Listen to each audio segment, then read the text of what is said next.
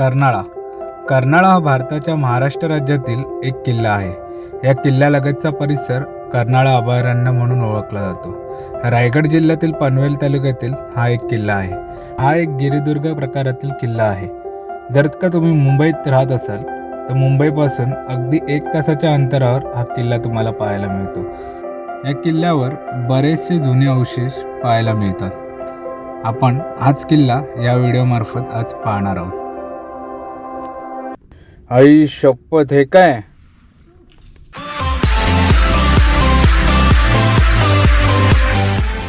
नमस्कार मंडळी, मी प्रवीण पुन्हा एकदा स्वागत करतो तुमचं ब्लॉग मराठी आपल्या मराठी यूट्यूब चॅनलवर.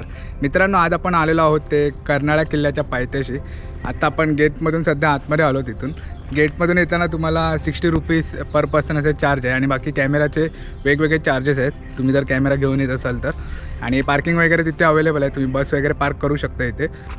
तर माझ्या मागे पाहू शकता कर्नाळा किल्ल्याच्या पायऱ्या इथूनच सुरू होतात. आता बर्ड सँच्युरीतून आपण पुढे आलो की आपल्याला डाव्या बाजूला पायऱ्या लागतात. इथून आता वरती जाऊया आणि बघूया वरती काय काय. चला तर. कर्नाळा हा किल्ला 1400 वर्षांपूर्वी देवगिरी यादव आणि तुघलक शासक यांच्या अंतर्गत बांधला गेल्याची शक्यता आहे. कर्नाळा हा त्यांच्या संबंधित साम्राज्यांच्या उत्तर कोकण जिल्ह्यांची राजधानी होती. हे नंतर गुजरात सल्तनतच्या आधिपत्याखाली आले, परंतु 1540मध्ये अहमदनगरच्या निजामशहाने त्याचा ताबा घेतला. गुजरातच्या सुलतानांनी नंतर ते जिंकण्यासाठी पोर्तुगीजांची मदत घेतली.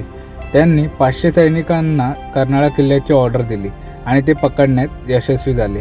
किल्ला हा गुजरात सल्तनतच्या प्रभारी आला होता, परंतु पोर्तुगीज सैन्याच्या मदतीने. त्यानंतर गुजरातचे सुलतान किल्ले पोर्तुगीजांच्या स्वाधीन करून वसईला पळून गेले. कर्नाळाच्या पराभवामुळे निजामशाह संतापले. त्यांनी किल्ला आणि आसपासच्या ग्रामीण भागावर पुन्हा ताबा मिळवण्यासाठी 5000चे सैन्य पाठवले, परंतु तो प्रयत्न अयशस्वी झाला आणि पोर्तुगीजांनी तो किल्ला ताब्यात घेतला.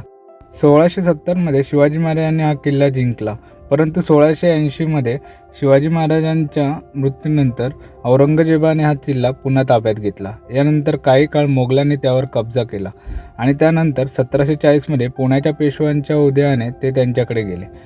स्वातंत्र्य सैनिक वासुदेव बळवंत फडके यांचे आजोबा या किल्ल्याचे किल्लेदार होते. 1818 साली संपूर्ण भारतासहित या किल्ल्यावर सुद्धा ब्रिटिशांचे राज्य आले. मित्रांनो, आपण जवळजवळ 1 तास चालत आलोय आता पुढे आणि त्याच्यानंतर आपल्याला हा कर्नाळा किल्ल्याचा सुळका पाहायला मिळतोय. मित्रांनो, आपण गेटपासून स्टार्ट केल्यानंतर पूर्ण असं जंगल पॅच लागतो आणि खूप असं स्ट्रेटच म्हणजे असं चढण आहे आणि मोठ्या मोठ्या पायऱ्या आहेत त्याच्या. असं म्हणजे त्याच्यानंतर म्हणजे त्या मोठ्या मोठ्या पायऱ्या चढताना म्हणजे कळतच नाही की आपण नक्की कुठे चाललो आहे. म्हणजे पूर्ण असं घनदाट जंगल आहे पूर्ण आजूबाजूला आणि पूर्ण असं झाडांनी घेरलेलं आहे अक्षरशः. त्याच्यानंतर त्याच्यावरती आलो की आपल्याला असं थोडं प्लेन मैदान पाहायला मिळतं. त्याच्यानंतर हे परत आता थोडासा जंगल पॅच आहे आणि नंतर पुढेच आपल्याला किल्ल्याचा जो सुळका आहे तो आपल्याला पाहायला मिळतो. थोडं पुढे आलं की आपल्याला सुंदर असा नजारा पाहायला मिळतो आणि इथूनच आपल्याला कर्नाळा किल्ल्याचा लक्षवेधी असा सुळका पाहायला मिळतो. या इथून थोडंसं पुढे चालत आलं की आपल्याला उजव्या बाजूला एक मंदिर पाहायला मिळतं. या मंदिराजवळ इथे बऱ्याचशा जुन्या मूर्त्यांचे अवशेष आहेत. इथे हनुमानाची मूर्ती, परत देवीच्या मूर्त्या इथे आपल्याला पाहायला मिळतात. मंदिराजवळून पुढे आलो की आपल्याला गडाचा पहिला दरवाजा हा ढासळलेल्या अवस्थेत पाहायला मिळतो. मित्रांनो, फायनली आपण त्या देवीच्या मंदिराच्या इथून उजव्या बाजूने थोडं वरती आलो की आपल्याला हा किल्ल्याचा दरवाजा म्हणजे पहिला दरवाजा पाहायला मिळतो. तो आता सध्या ढासळलेल्या अवस्थेत आहे आणि त्याचे सगळे जे दगड आहेत ते इथून असे सगळे खाली वाहत गेले आहेत. म्हणजे जेव्हा पाऊस पडत असेल जोरदार तेव्हा हे सगळे दगड असे ढासळून असं तो किल्ल्याचा दरवाजा तुटलेला आहे, आता सध्या ढासळलेल्या अवस्थेत आहे. तर आता इथून आता वरती जाऊया आपण आणि पाहूया वरती किल्ल्यावरती काय काय अवशेष आहेत. किल्ल्याची चढाई ही खूपच सोपी आहे. जर का तुम्ही नवीन ट्रेकर्स असाल तर तुम्ही नक्कीच या किल्ल्याला पहिलं प्राधान्य दिलं पाहिजे आणि हे मुंबईजवळून एकदम हाकेच्या अंतरावरच आहे. थोडं वरती आलं की आपल्याला सुंदर असा नजारा पाहायला मिळतो आणि सुळक्याच्या दोन्ही बाजूला या खोल दऱ्या आहेत.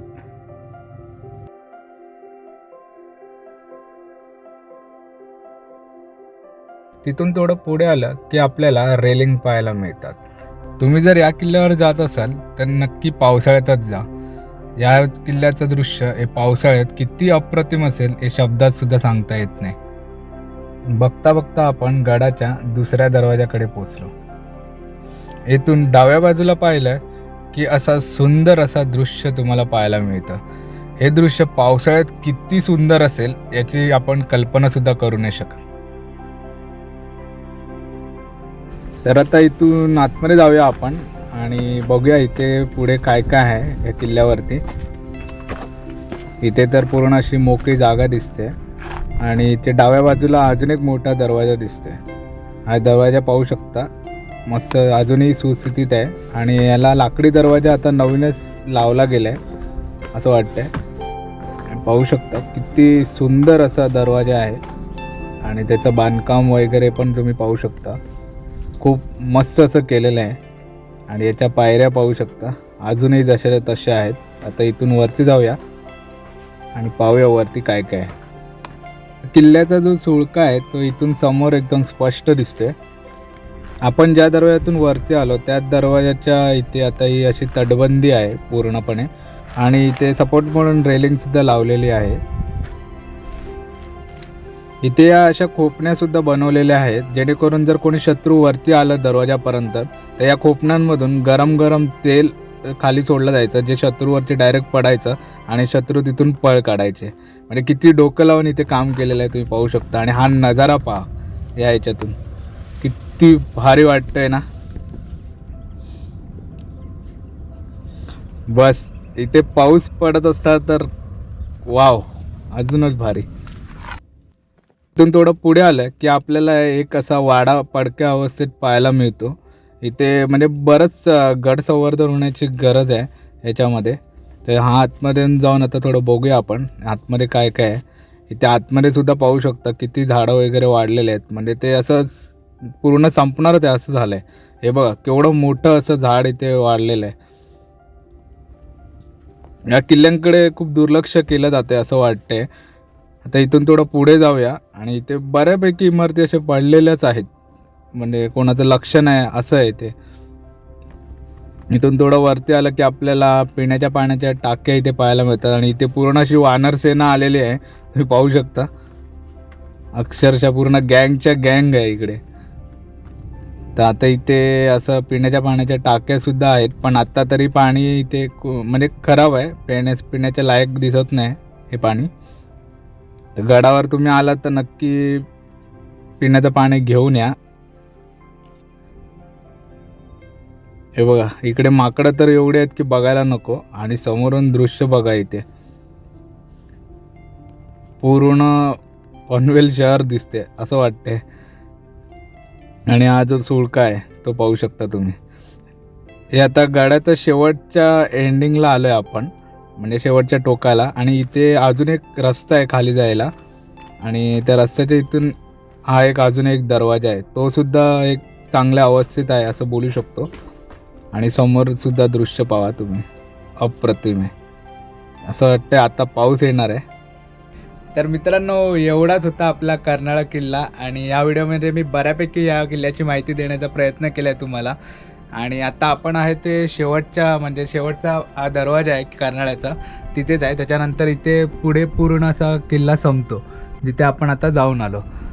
तर हा व्हिडिओ मी आता इथेच थांबवते. तुम्हाला व्हिडिओ कसा वाटला नक्की कमेंट करून कळवा. आणि व्हिडिओ आवडल्यास लाईक शेअर आणि कोणी चॅनलला नवीन असेल तर सबस्क्राईब करायला विसरू नका. पुन्हा एकदा भेटूया नवीन काहीतरी घेऊन एका नवीन व्हिडिओमध्ये. तोपर्यंत बाय बाय.